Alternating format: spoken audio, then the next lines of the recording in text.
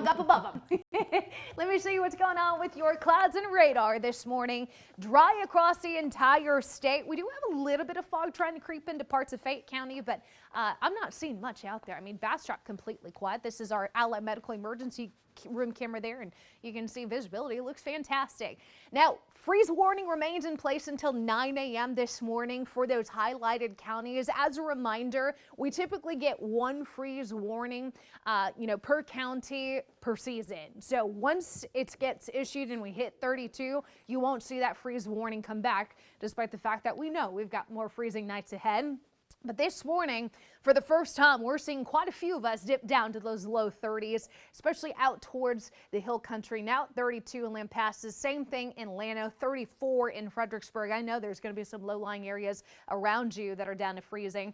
30s and 40s mixed out over the Austin metro eastward. Very dry air in place. We had that cold air come in behind that front yesterday morning. Dew points in the 20s. Luckily, winds are going to relax some today. 5 to 10 miles per hour, better than those wind gusts of 30 we were fighting yesterday.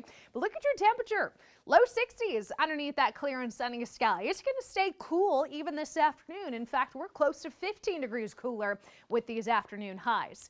As far as tonight goes, big heads up, because I think there's a lot of, excitement this morning for our first taste of winter. Tomorrow morning is actually trending colder than what we've got right now. Widespread 30s, getting closer to freezing in some spots in our eastern counties. And we call this radiational cooling, when we've got dry air, very light winds, a stable atmosphere. We've got temperatures in the 30s, and it's just going to be one of those mornings you wake up and grab that heavy coat before you go.